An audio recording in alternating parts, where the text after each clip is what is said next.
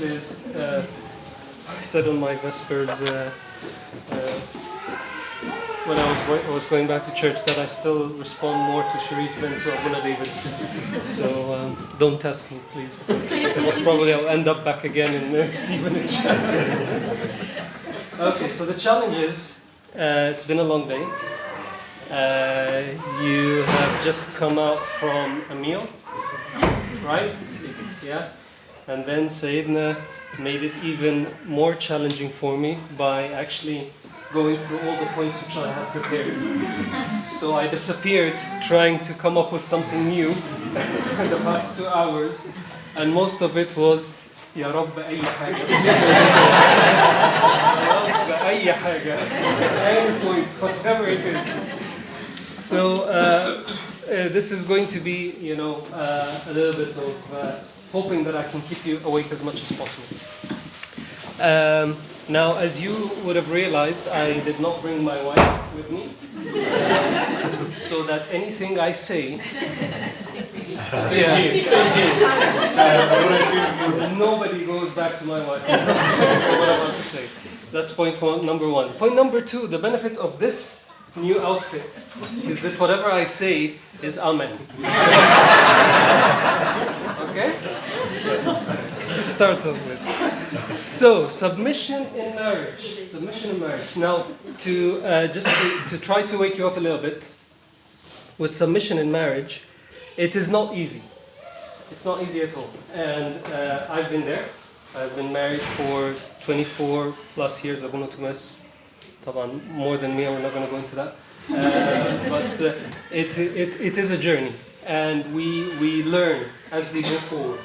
And even submission in the smallest of things could be very challenging. Smallest of things. So I'll give you an example. I confess publicly that I am terrible with names, right?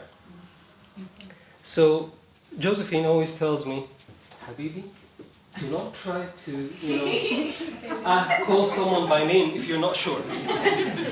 And being a stubborn Egyptian man, as I am, لا طبعا. I will, I'm sure I'm going to pick it up.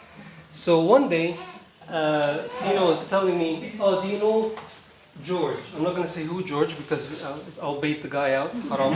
So, do you know George and his wife? And told her, who's that? No, I don't know George. She said, no, you know George. I told her, I do not know George. Who's George? So anyway, so she told me, I'll show you. So she goes on Facebook, and then she brings up the wife and George. I told her, who brought this lady with Samah?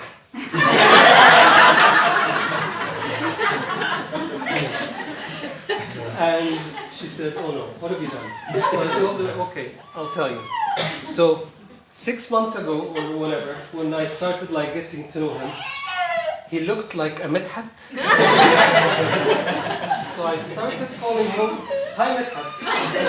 And the poor guy was not like, hi, and he goes on. And then after 3 months, I sensed that he was not, he was not really sleeping right with his heart. So I said, okay, maybe he looks like a Samah. Let me So I switched to hi Samah for the next 3 months.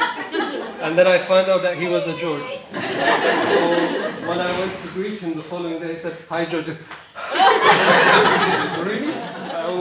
The guy almost forgot his name. So let's try to. Oh, sorry. This is. Okay. So. Is it all? Just in case. Okay. It's okay. Yeah, that's fine. Okay. So, what does the Bible tell us about submission in marriage? What do we have about Bible verses that clearly say spouses submit in marriage? Does anybody have anyone? Sorry, this is just a drawing attention. No. Thank you. No worries. Okay. Any thoughts? Question. What does the Bible tell us about submission in marriage?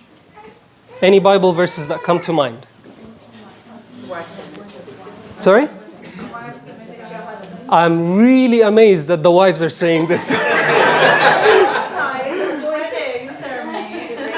Well, actually, Actually, I checked the Bible, and Abuna can correct me. That is the only Bible verse. Wives, submit to your own husbands as to the Lord. There is no other clear Bible verse that talks about submission in marriage except this. And if we had actually thought about it for a little bit, I'm sure men are very happy now with this Bible verse. Way to go. I want you men to think for a minute, if this Bible verse read, husbands, submit to your own wives, how would you feel?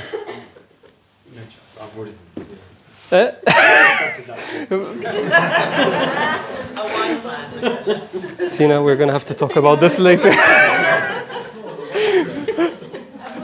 husband said he would convert. The word convert can take a lot of different meanings, so let's...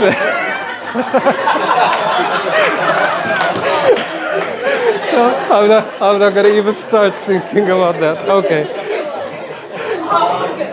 So anyway. So let's do the following. Let's try to kick off this with a little bit of exploration about what submission means in marriage, regardless of this Bible verse. So let's park this Bible verse for a moment.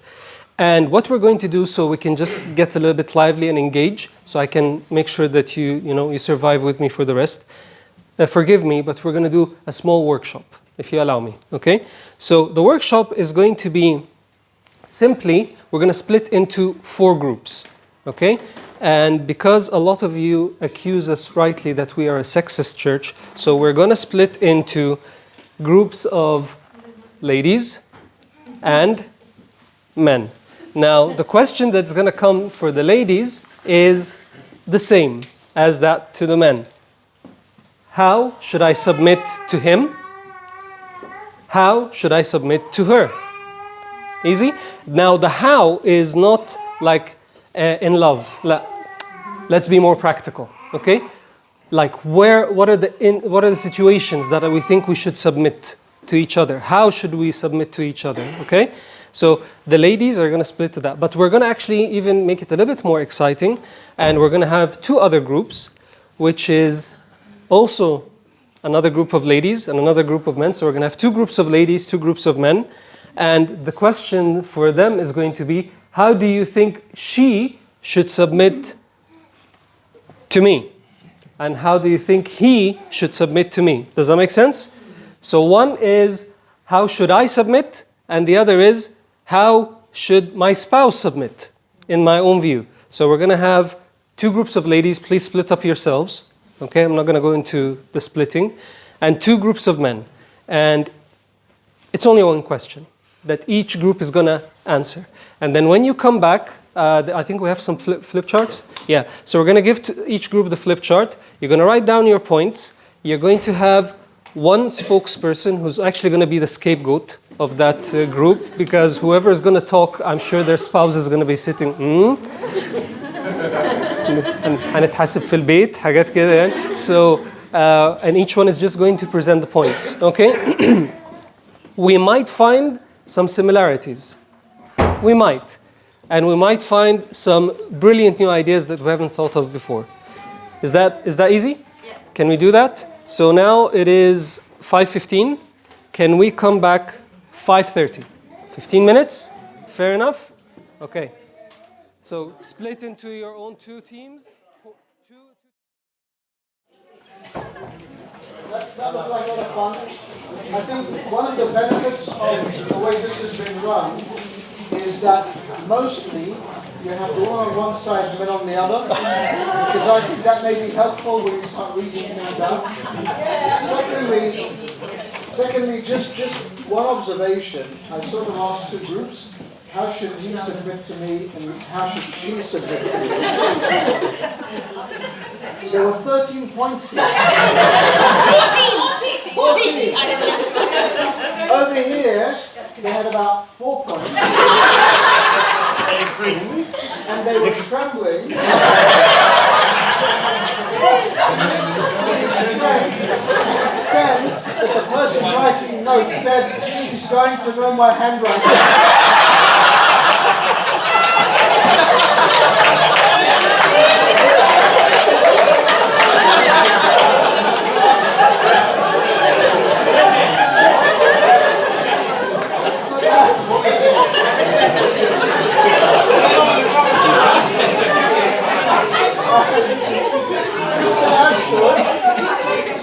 Just to add to it, there was this flow of thoughts.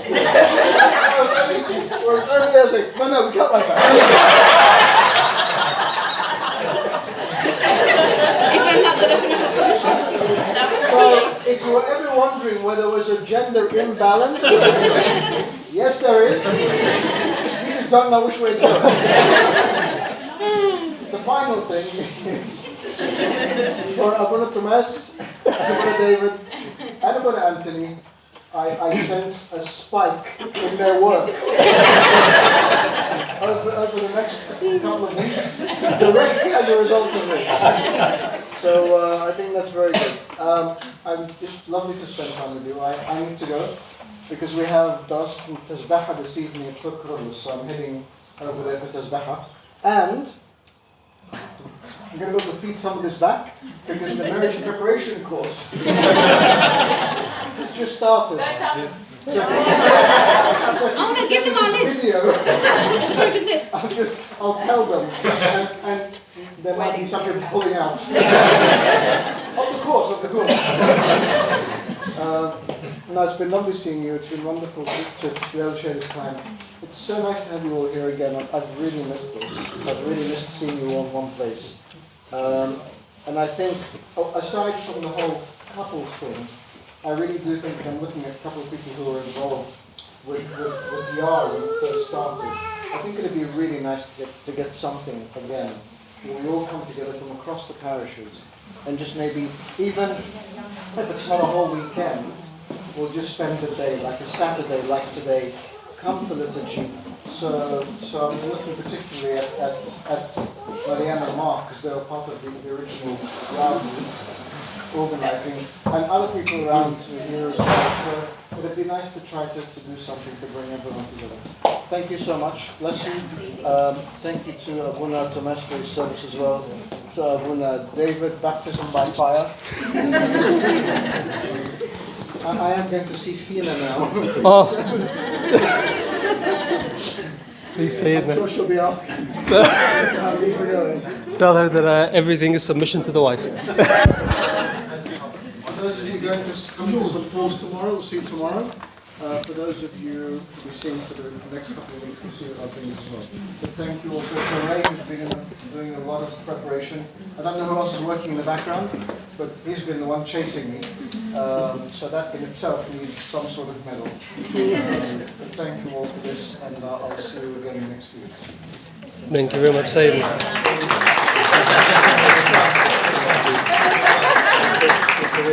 This ends nicely. Well, do I need to? Which way? Yeah, so it's not so the lights aren't showing. That's it. Okay. Okay. Here comes. Can we have the 4 scapegoats raise their hands, please? Oh, okay. That sorts itself out. Who? Maurice and who? Okay. So who has this first question? How should I submit to him? Let's go to the, easy questions first. Maurice, come on. Do you want me to hold it up for you? Okay. I was just writing down. That's my job. Why are you looking? Turn it around the corner, I want to see the rest of it. That's it. That's what we came up with. Habibi, I have to tell you, she was the only one in the group. Everybody left and she wrote this myself. Thanks. Need work. Okay, go ahead. Okay, so we said things like try to understand his opinion even if we don't necessarily agree. Very kind. So swift, like the whole thing about like swift to hear, slow to speak, like really giving, trying to adapt our thought process and just give them that space to talk. To admit when we're wrong, that was a really big one that we agreed we should try and do. Like admit when we're wrong and acknowledge them when they're right. We said like we'd be more willing to submit to our spouse. I don't know why I keep looking at you. Timon, head down, please. Head down. Thank you. Someone said like we'd be more willing like to submit to our spouse if it's like their ideas rather than like his family. That was something that I think was quite important because it's like we're a team rather than like them saying things that we know is maybe like coming from somewhere else and actually not necessarily maybe their ideas, and it's just that pressure from their family. Sometimes compromising on a middle ground. I'm just reading the things that I wrote. Fulfilling. Oh, this one. Someone said fulfilling duties without wanting anything in return, and everyone was like, "That's really hard." But I guess that giving and not expecting anything in return is submission. Being gracious as women. Is anything on? No. Okay. Oh, and we talked about like accepting who they are and not wanting them to change. Like, of course, growth is necessary and it's good to be each other's mirrors and encourage one another to change for the better. But really and truly, like if that's who they are, like not to to love them as they are and not trying to change everything about them. That's sort of submitting to who you've married and loving them for who they are. So yeah, put ourselves in their shoes, so trying to understand what it feels like to be them, praying about it if we really struggle with it. That's about it. Well done. Can we have a round of applause?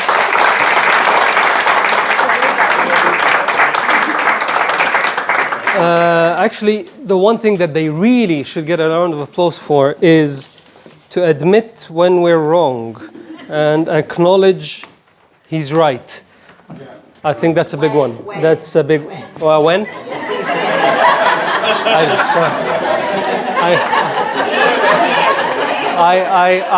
I intentionally missed, and I was waiting for the correction. Okay, well done, ladies. Thank you for that. I think men, we're happy. We're happy with that. Sorry? Frame it. Yes, yeah. Frame it. Okay, we'll put it here to frame it afterwards. Okay, gentlemen, how should I submit to her? Kiwi. Upside down already.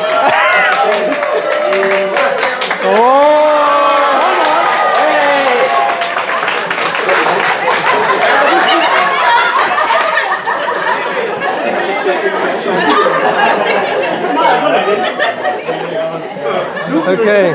Right? Already. أبونا عندنا شغل كتير ها.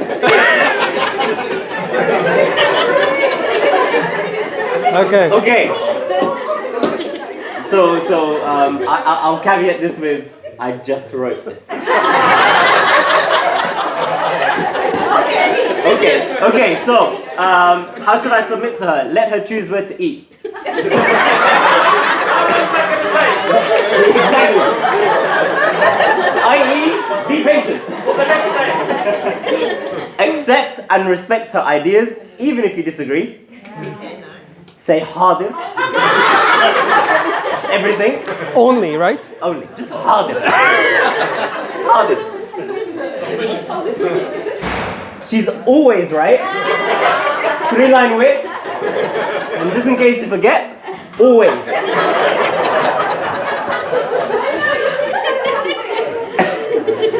Know and accept your own weaknesses.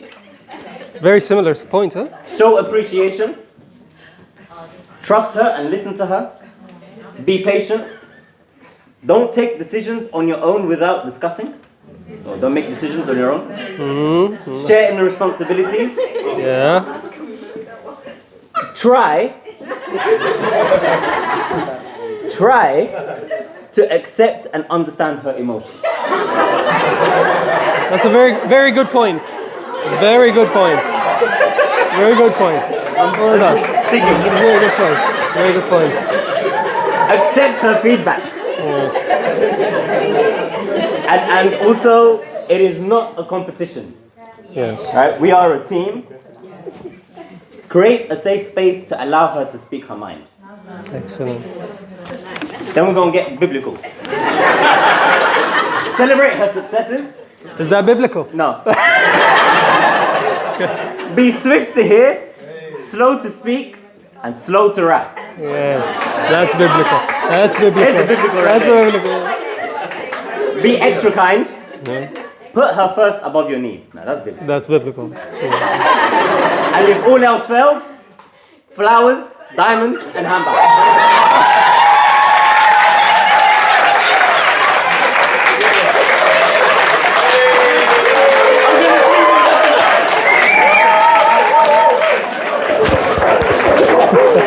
You're a wise man. ما حنون في البانيو. Okay.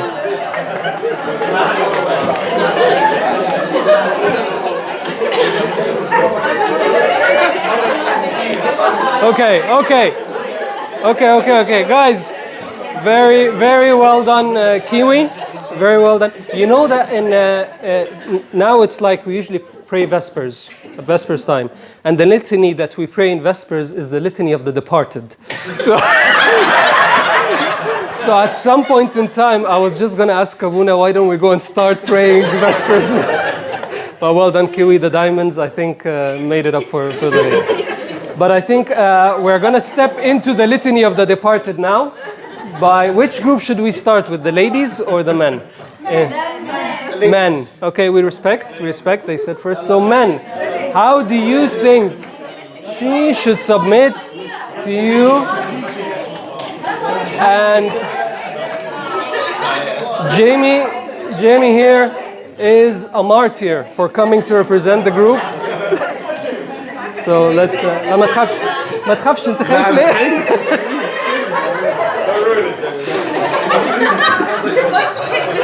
Okay. Go. So, can someone how should He's struggling to read. so you just like my wife is in here and I've been put up to come here so I can say and I'm shaking. So how should my wife submit to me? Yeah. Who said this?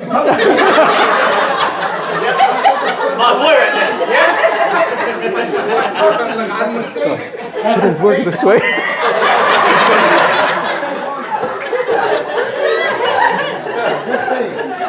It's not bad. It's not bad.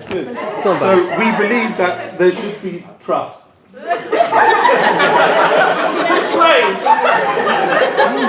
It's fine. You're okay. You're gonna live. Yalla, Jamie. Yalla. So, can you stand here? So what we've got is listening to me after full discussion. Listening to me. Now, what we You don't need the next. Okay. Have to. Go. That's a lawyer, by the way. Okay. Yeah. After full discussion, except I have.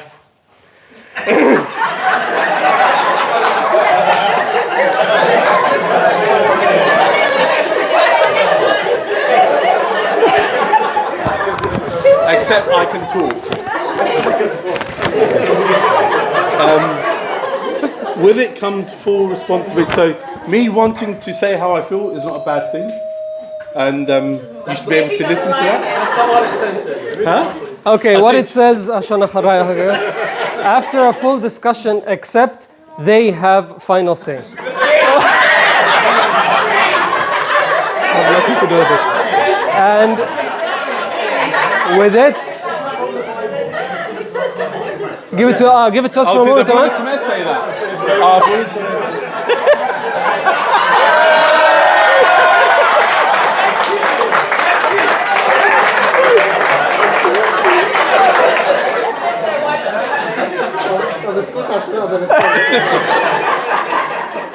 I will tell you what I said.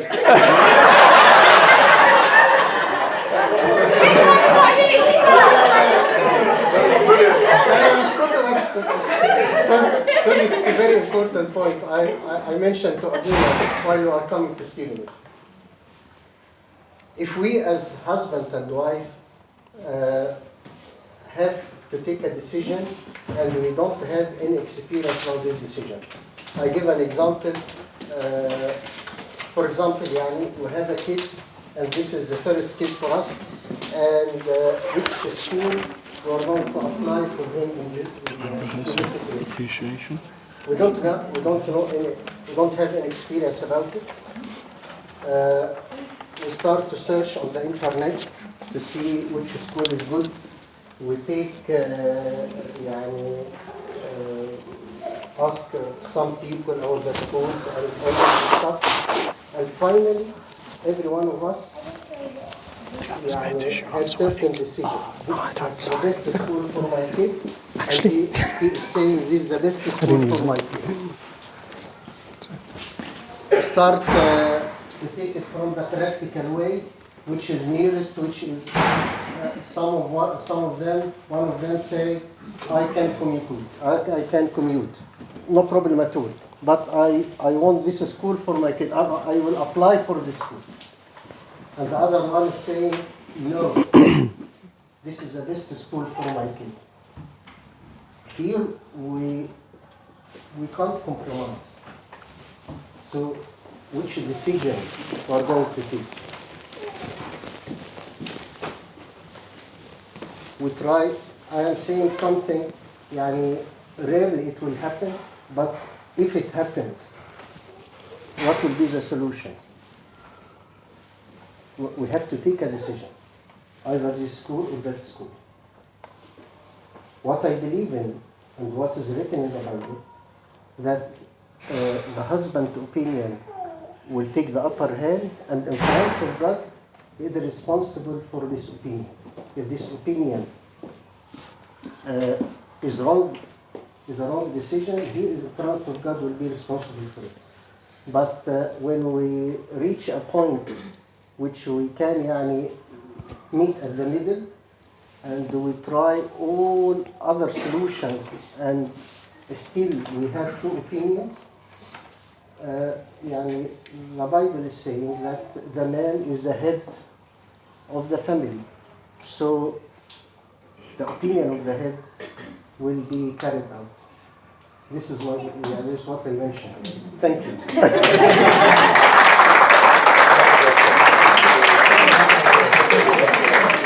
And Abuna's opinion is not for debate, okay? So to quickly go through them. Anyone can debate about this example which I mentioned. عشان تبقى very clear لكن when we reach a point we can't find a midway solution. I think Abuna, what if the wife is a teacher and she knows the best thing for school? طيب I submit all the way. Can I answer? Can I answer? When I mentioned this example, I said that this is the first experience for us, and both of us doesn't have any experience about it. But Bardo, two individual people, Now, one of them, in any two individuals in any subject. So this is a really good example, of course. She might not be a teacher, but she might have more of an understanding of what children need. Maybe she's done more research. Maybe she. طب ما أنا قلت حبيبتي إن إحنا both of us were going to do researches. Both of us were going to counsel some people who have experience in this direction. Yeah. But after doing all of that, I still find this school is the best school for my kid, and my wife finds this the best school for my kid. What we can do?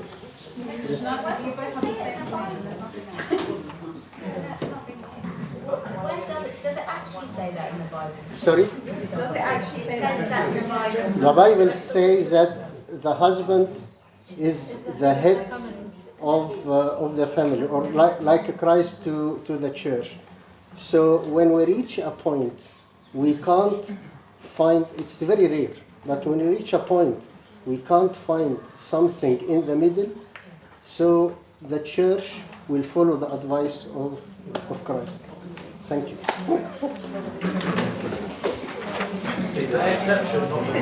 Yeah.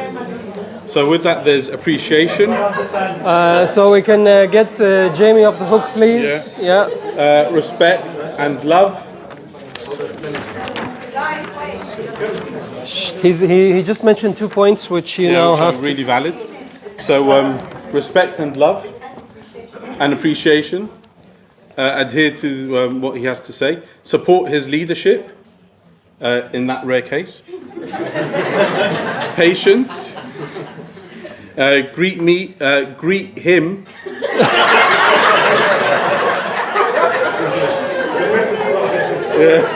With a smile. Greet him with a smile, and accept his needs. I don't know who wrote that. Okay.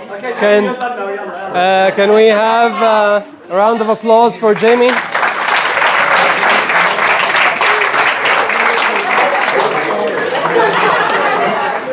Thank you. And then a prayer meeting afterwards for him. Okay, Dulegi.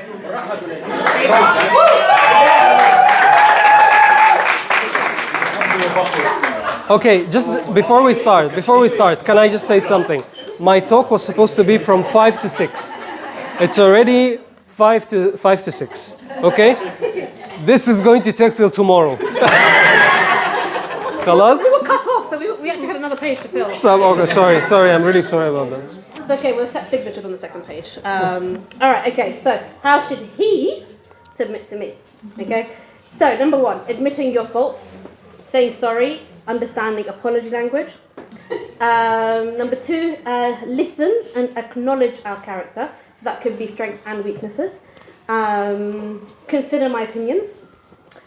Sharing responsibilities. So that could be either children or just in marriage in general. Sharing in the mental load, not having to be asked to do something, think ahead of the game. Prioritizing the family and your wife's needs. I think football was thrown about there somewhere. Just saying.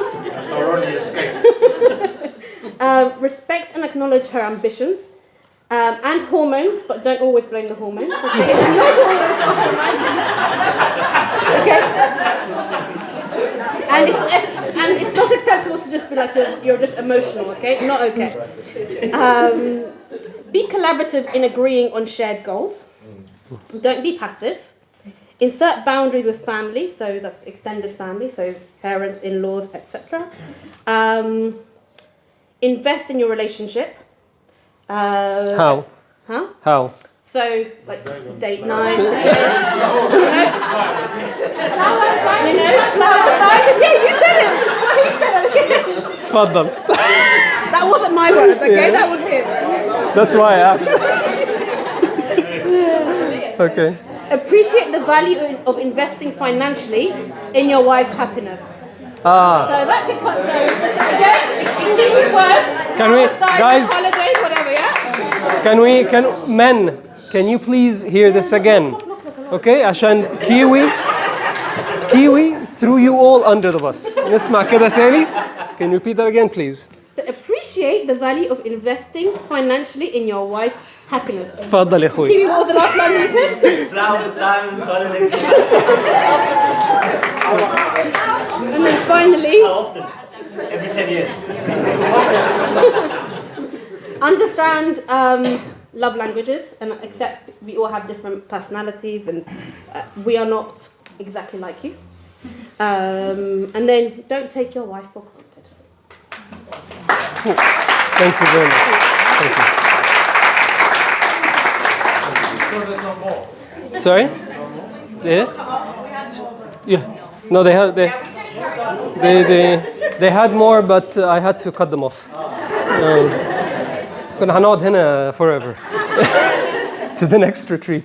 So, okay, I hope we got some points. Now, the reason why we went through the workshop is I'm not going to be able to say everything that you guys want. So when you guys speak, it's much more powerful and you get the points. Now, what I was really hoping for is that we were really attentive to this, aside from the jokes and the laughs, they're really very important points for us as spouses that have been mentioned here. And you could have seen also some similarities.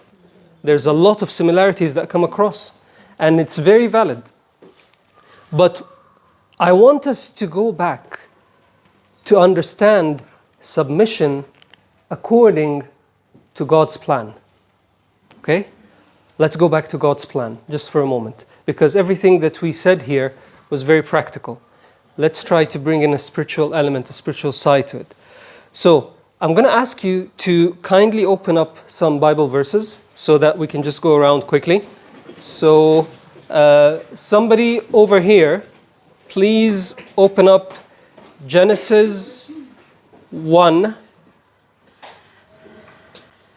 verses 26 to 27. Somebody over here, Genesis 2:18. Somebody over here, Genesis 3:16 to 20.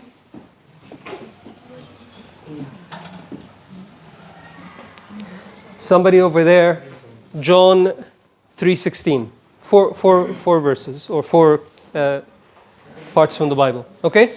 So, I'm just going to call out the verse, and then we're going to have a little bit of a chat. So, let's go to Genesis 1, 26, 27. What does it say?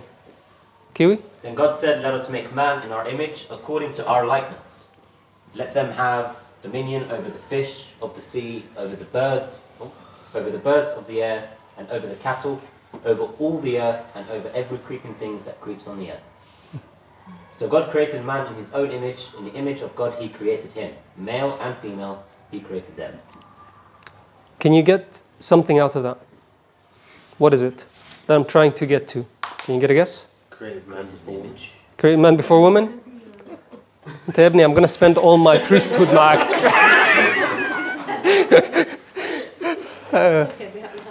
Yes? Created both of them in the image of God. Excellent. What does that mean? Exactly that. Male and female are equal. Man and woman are equal. Just before that, he gave them both what? Dominion. Both. He didn't say, I'm going to give man dominion. Ladies, just go and cook at home. No, he said, both of them have dominion. He created both of them in his image. Right?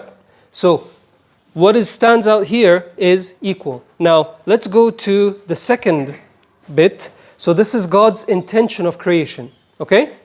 Now, Genesis 2:18. Who has it? George? And the Lord God said, it is not good that man should be alone. I will make him a helper comparable to him. Thank you. So I'll make him a helper comparable to him. If we go back to helper in Hebrew, Ezer. Does anybody know what Ezer means? Ezer is used in the scriptures, in Hebrew scriptures, to say equal, and here's the bit that men will not be happy with, or superior. Okay? So let's stop at equal. عشان لو رحنا superior هتبقى مشكلة.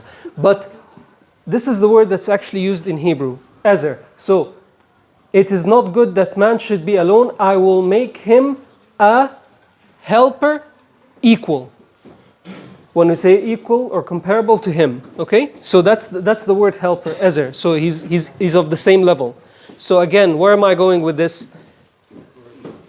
We're equal. So when we're talking about submission between two equals is very different between submission between, okay? Now, let's go to verses 21 to 24. Can I ask something? Yes. If you go back to the other verse Yeah. regarding equal, Yeah. I'm sorry to ask this question. Yeah, sure. Just curiosity. Comparative to what Abuna Tomas was saying, that if there is different opinions and then the final decision will go to the man, then how come? I'll come to that. Okay. I'll come to that. I promise you. I have something. Okay. Ya Rabb tinfa. I don't know. We'll see.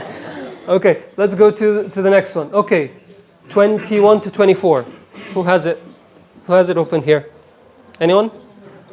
Genesis 2, 21 to 24. Anyone? Got it? Genesis 2, 21 to 24. No, this is only 2 verses of it. Yeah, go ahead. And the Lord God caused deep sleep to fall on Adam, and he slept. And he took one of his ribs and closed up the flesh in its place. Then the rib which the Lord God had taken from man, he made into a woman, and he brought her to the man. And Adam said, This is now bone of my bones and flesh of my flesh. She shall be called woman, because she was taken out of man.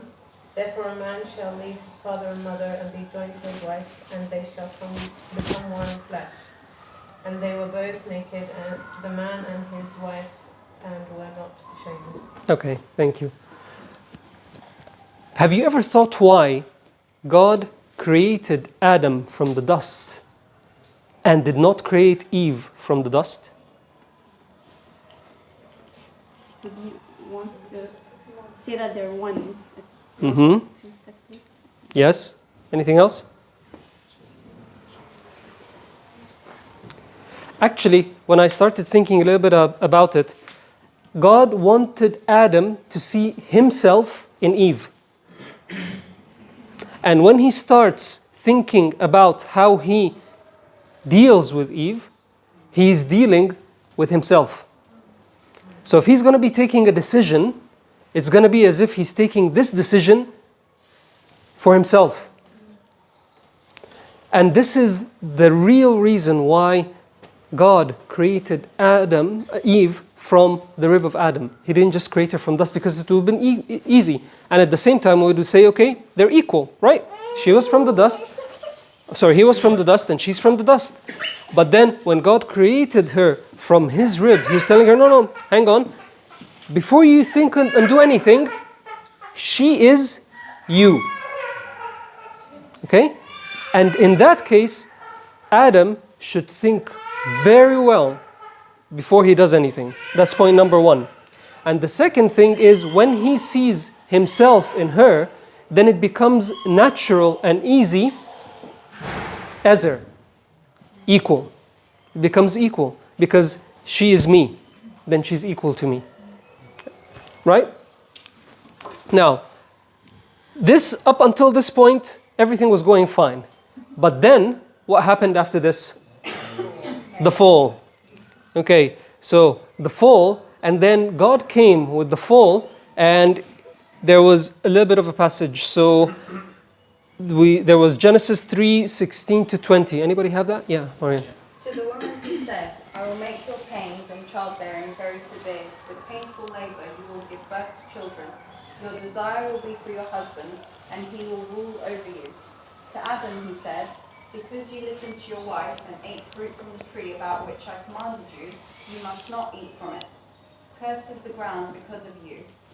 Through painful toil you will eat food from it all the days of your life.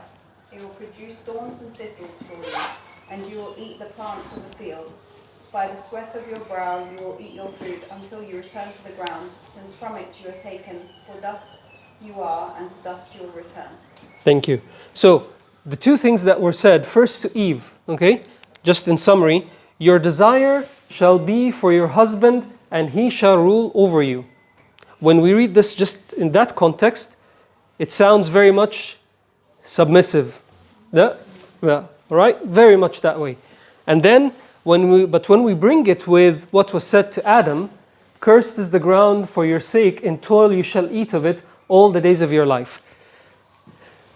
The reason why God put these words, which seem like curses to both Adam and Eve, or man and woman, is simply because, woman, you're going to have your desire to your husband.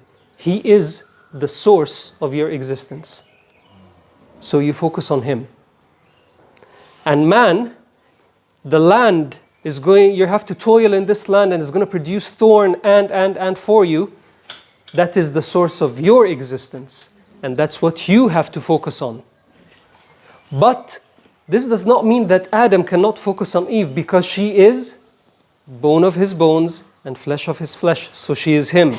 So Adam has the responsibility of toiling the land for the sake of him and her. And she has the responsibility of looking after him. And God was telling them, try to understand something. You have to work together.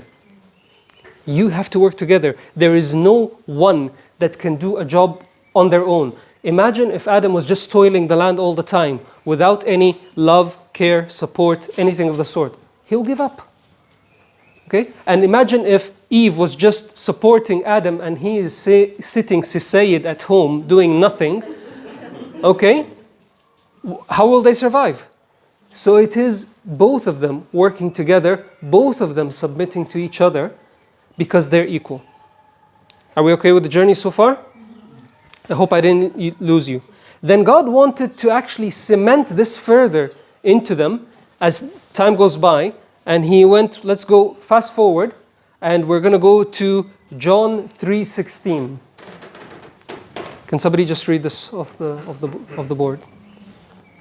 For God so loved the world that he gave his only begotten Son, that whoever believes in him should not perish but have everlasting life. So what was God now trying to say? Okay, we know that God came and he was trying to resemble him as the bride and humanity, as the bridegroom, and the humanity as the bride, right? So this is the relationship that we've been talking about Christ being the head of the church, like the husband being the head. But here he's saying two things. God, he loved the world that he did what? He gave. In giving is submitting. He submitted himself to his bride. He submitted himself to his bride. Now what does his bride do? She submits back to him in belief. And that's what God wanted. When I created you, Adam and Eve, I created you equal. I created you to submit to each other. I created you to work in harmony. But because of what you did, I gave you each a curse, which we saw as a curse, or a duty, better word, a duty, so that it sinks in. What is your role in this relationship? And eventually, what I want you to know is this is how it's going to work. And for this to work, it needs two things. It needs love, which will lead to everlasting life.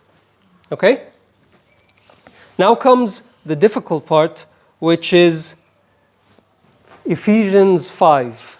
And we're going to go into now Ephesians 5, and we're going to read this together because that's where everything that we've been discussing was going to come to life. So, sorry? St. Paul is a bit rogue when it comes to women. Not really.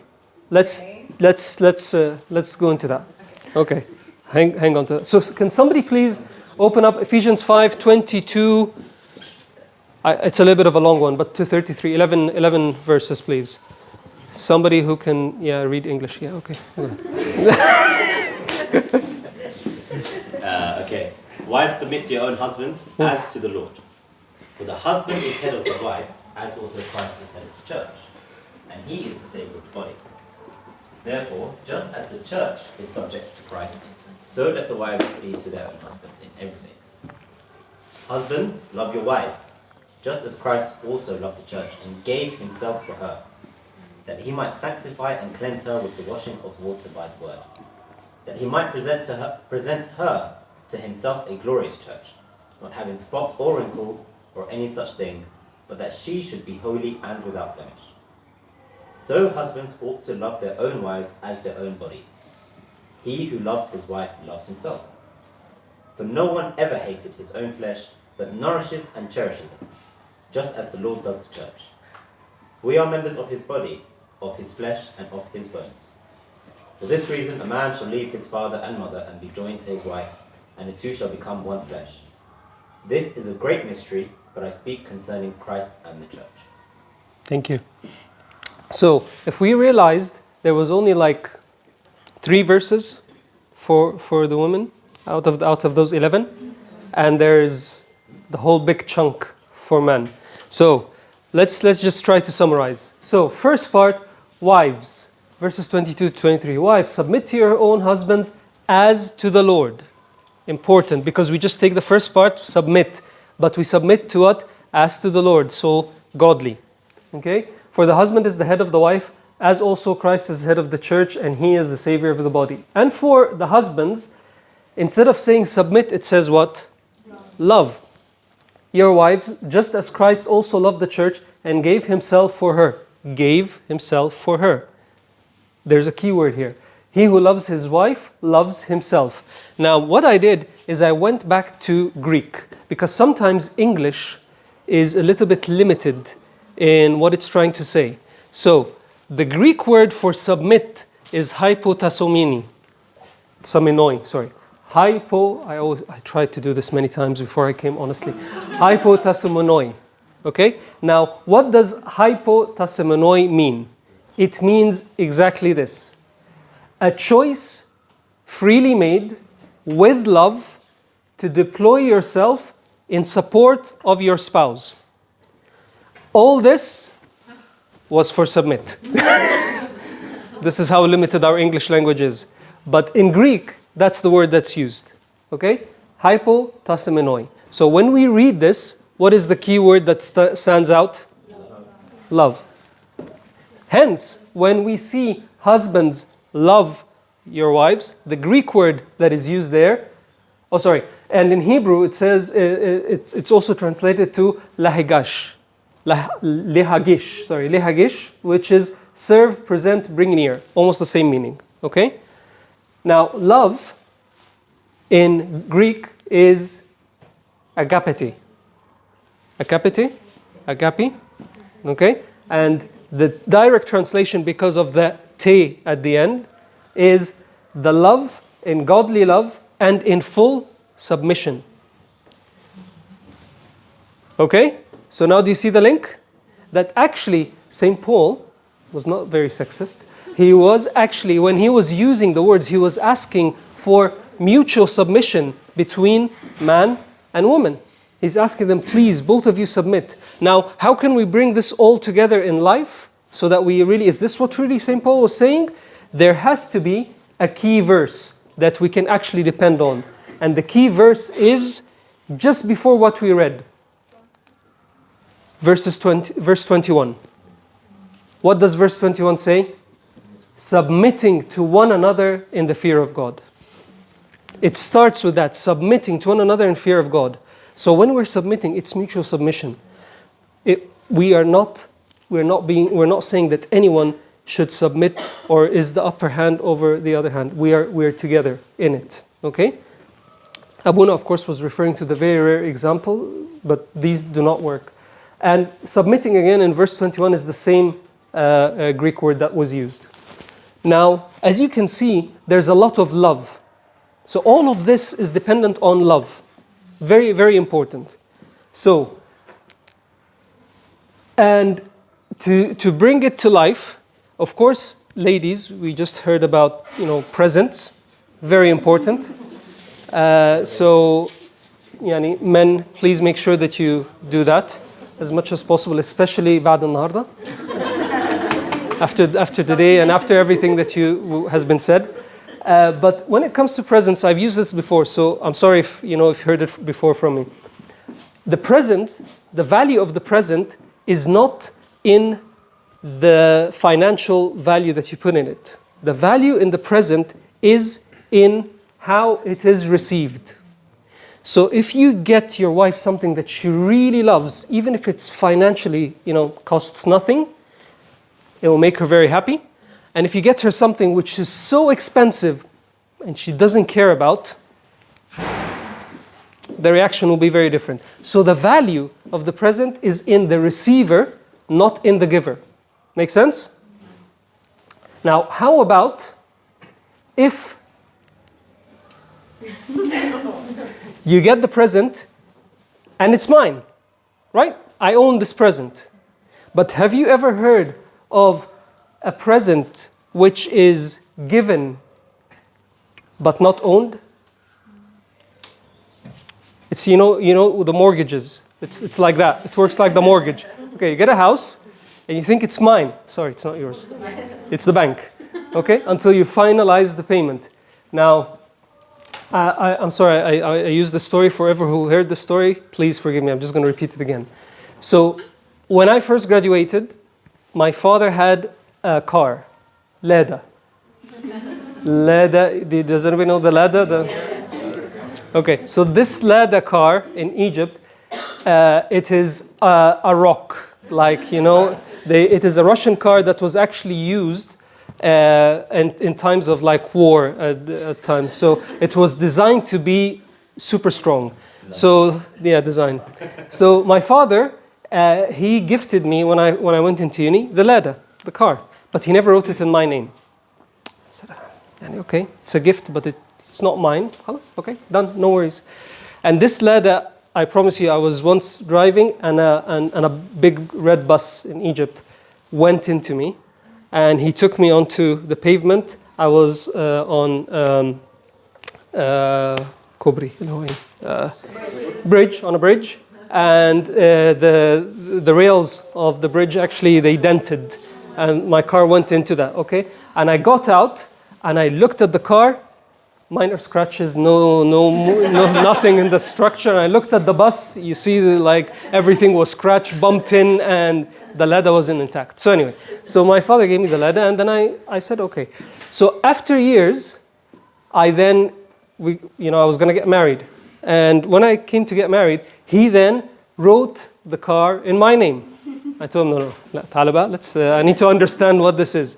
So he told me the following. My father was, he was a wise man. So he told me, look, when I gave you the car, you will never understand the value of it. It's very valuable to me. But to you, it's just a car. And you're young, and you'll never understand its value. So I was really I'm attached to the car. I love the car. So I've given it to you for you to use. So as long as it's not in your name, what will you do? You'll take good care of it because it's not yours. So you'll take good care of it. And then finally, you know that one day you're going to give account of the car before me. So you're going to come and tell me, okay, Dad, here's the car, and I've tried to keep it in this shape, da-da-da-da. I told him, okay. And he says, that's marriage. That's marriage. So God gifts you this beautiful woman. And she's not yours. She's His. And He loves her very, very much. More than you can imagine. And He will not allow you to own her. Similarly, as He will not allow her to own you. That's one. Two, as long as you know that she is His, you'll take good care of her.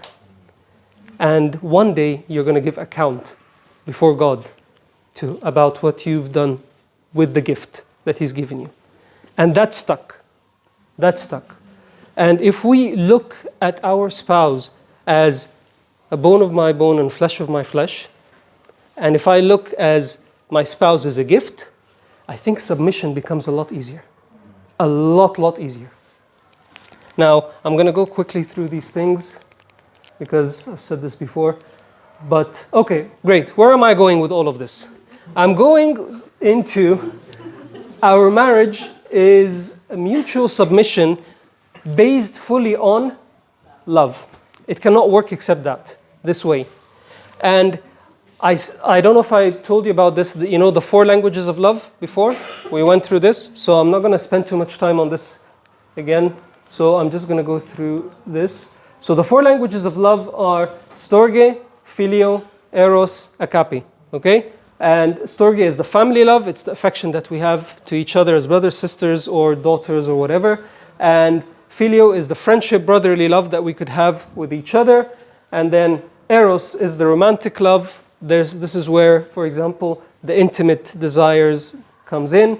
And then agape is the godly love.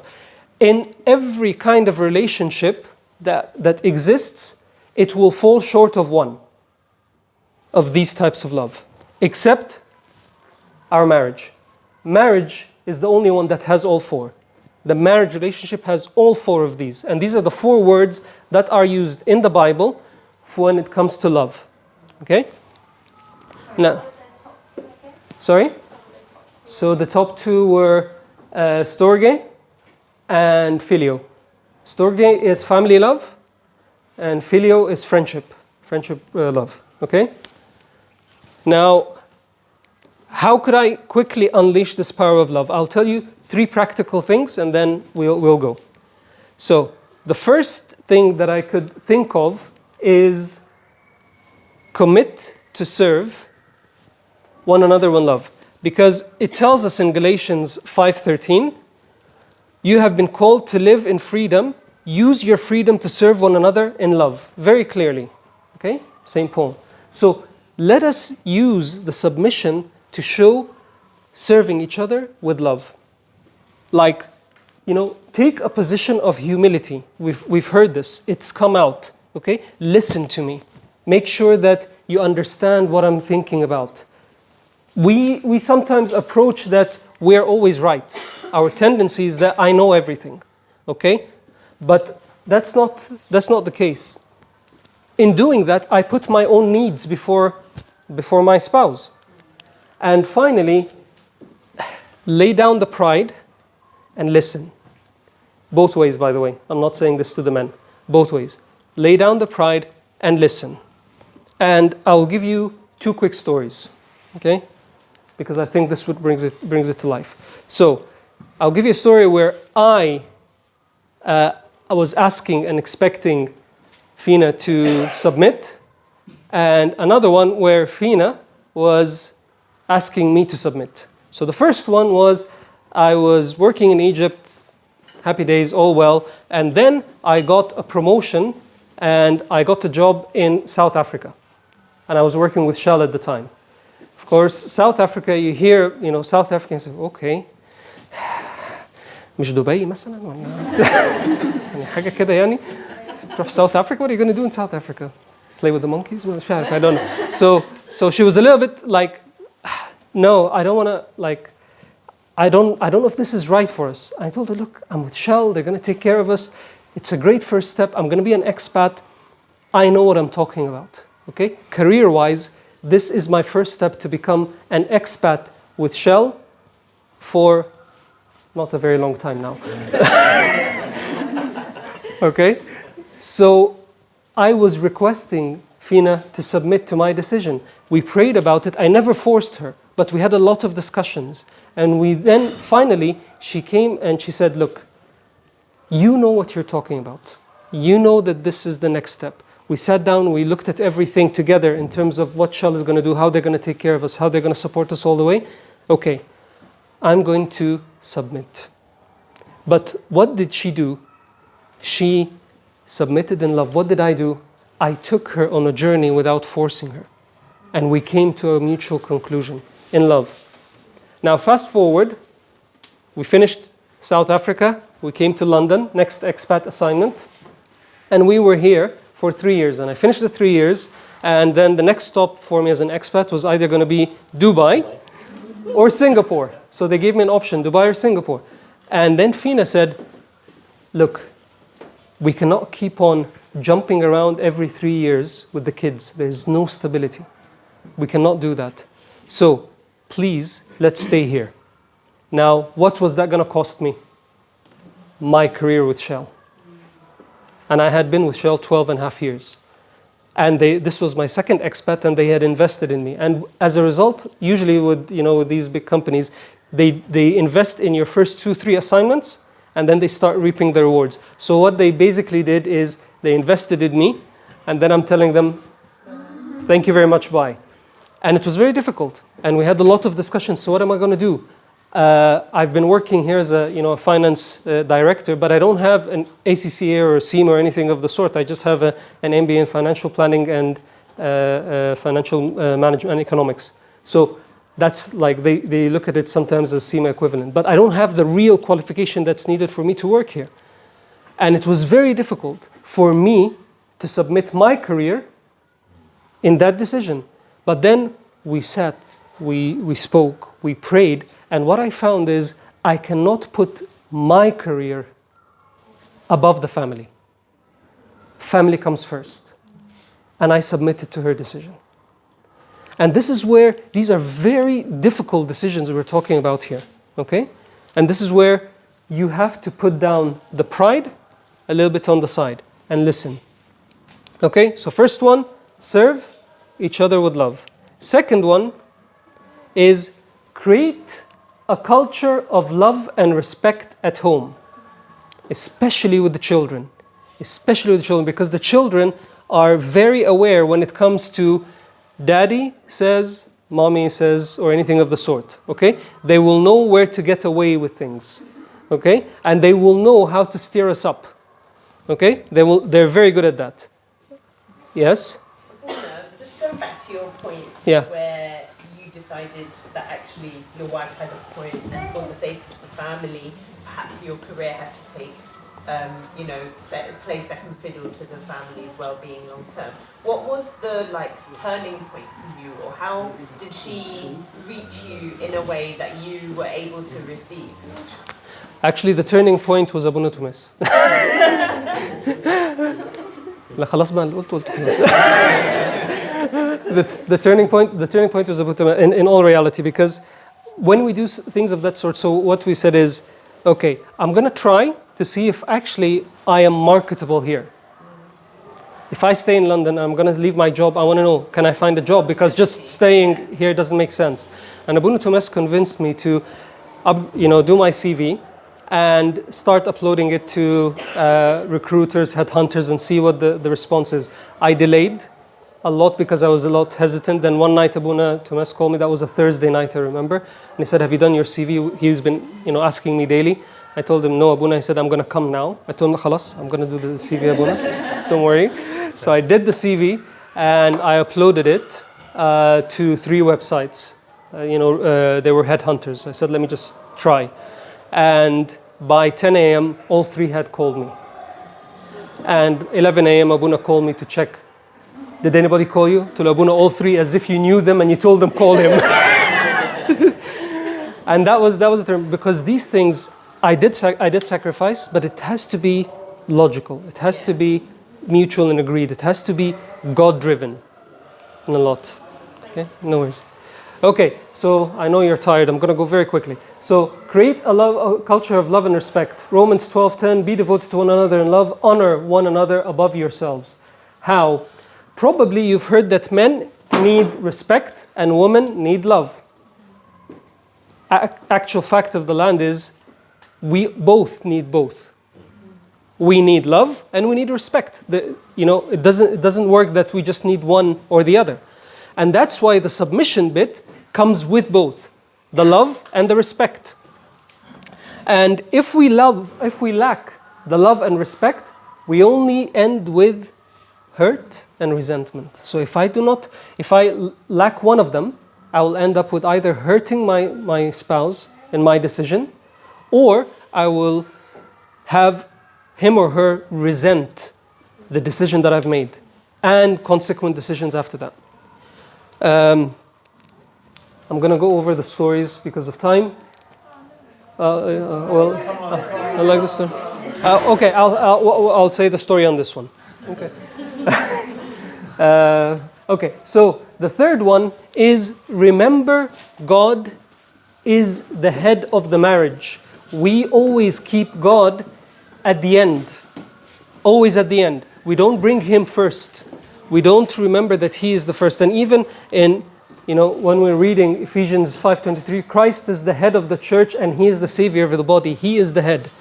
So the submission does not stop with the 2 people, but God is the most important part of our marriages. And hence, every decision we make together, we should ask ourselves, are we really taking God with us in this journey? Are we really taking God with us in this journey? Now, I have 2 stories, so I'm going to ask you to choose one. Okay, because of time. Both? لا مش هيبقى صعب. I have a story about the tithes. How many people heard the story about the tithes before? Yeah, a lot? So let's skip that one. Huh? How many people haven't heard the story about the tithes? Hands up. Oh, that's a lot. Sorry, that wins. Similar story. Okay, sorry. Okay, tithes. How many of us are... Don't raise hands. But keep this to yourself. How many of us are really good with our tithes? Think about it. Well done. Excellent. No. How many of us are good with our tithes? Tithes, al-ashur. Tithes. Tithing, العشور, tithing. عشور, tithing. Okay, paying our tithes. So when we started our marriage, Josephine and I was indebted to everyone in Egypt except al-Bawab. Yani that's the only one that I wasn't indebted to. So I was indebted to everyone, to bank, work, multiple banks actually work, uncles, the whole lot. And I remember very well when I went to my wedding, I had in my pocket £17 25p. That's the amount of money I had. And when I walked in, you know, of course, all the guys that are the church back in Egypt, مبروك يا بيه, and I don't have anything to give you. So after we went to the honeymoon and we came back, of course I work in finance, so I started putting salaries together. Okay, this goes to the bank, this goes to the other bank, this goes to the work, this goes to Uncle A, this goes to Uncle B, I will skip Uncle C for next month, and so on. And I split up everything. And then we have barely enough to take us through the month. And I told Fina, okay, we're going to be very tight. So we're really going to depend on supplies from both Mama and Baba, to yani food-wise. So she came and she looked at it and she said, Habibi, your calculation is wrong.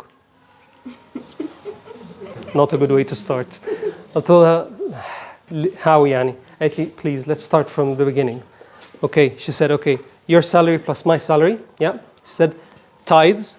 I cannot even supply the banks. She said, tithes. First thing, tithes. I told her, Fina, you must be joking. She said, I'm not going to continue the discussion unless we have the tithes. I told her, okay, fine. She said, with your lovely hands, you take the tithes in an envelope, because we had them in cash. So I had the salary. She said, take the tithes in an envelope, and before you go to work, as you do, I always pass by church before I go to work, go and pray and put the tithes in the money box. And I told her that's very, very difficult for me. She said, you're going to do it. So I took the tithes and I went to church the following day, started praying. Rabb, you know how it is. Okay, so please accept this from me. And you know, I'm newly married. And you know, I might look very bad. And please make sure. Yeah, until finally I let it in, and all the way back to work, I was just thinking, how am I going to, you know, just pay the debts? Because I did not have enough to supply the banks. And I went to work and I was really dazed. So when I arrived, the CEO or the general manager called me. Sharif, Mabruk, you just came back from honeymoon. How was it? Da, da, da, da. And we had a lovely chat. And then afterwards, he goes, Sharif, do you remember the project that you did in Morocco 6 months ago? I told him, yeah. He said, we forgot to give you the bonus. 3 months salary. Boom. And if that was not enough as a first slap on the face, that's how I felt it, because I looked at him and I was staring. And then he goes, oh yes, and we also found out that we have been miscalculating your taxes for the past 11 months. Here's another check with the adjustment. That check is the exact same amount to the penny of what I put into the tithe box that morning. And I say the story because it is having God in the center and forefront of the marriage is very, very important, even at sometimes when we struggle with it. Submit when it is godly. Submit. Do not say, I cannot make it. This is a clear example where if I worked with my own mind, I'll say, sorry, I cannot do it. Okay? The other story that you missed is this. So sorry, you missed on that one. So, I'm gonna skip all of this quickly, but just a quick reminder about what the church tells us. And I am sure in our marriage ceremonies, we were all very focused to what Abuna said to each one of us, right?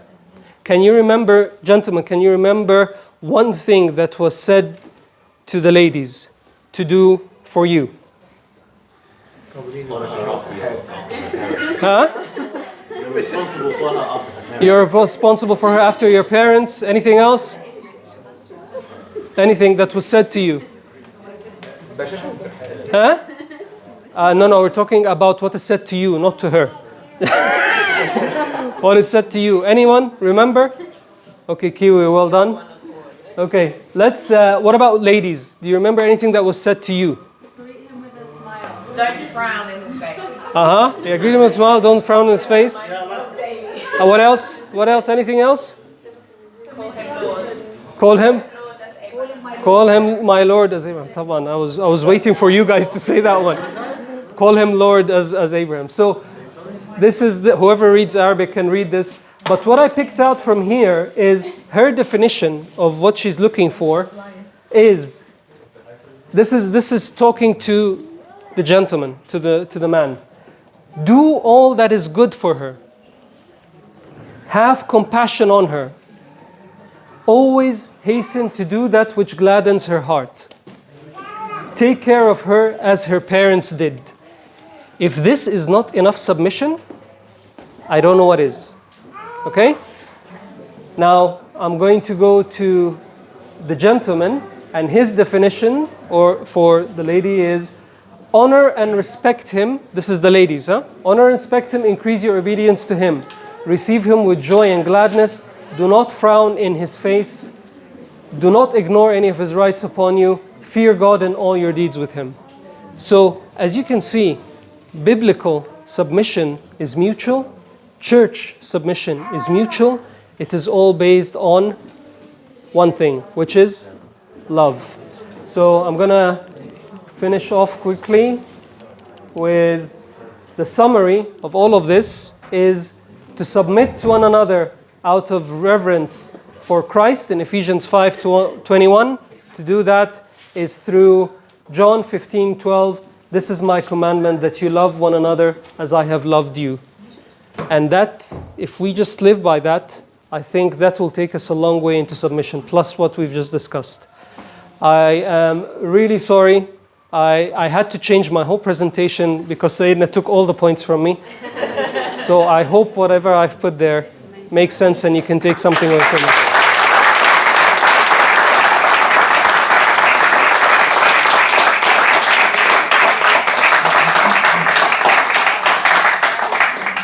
Any questions for Abu Tumas, please?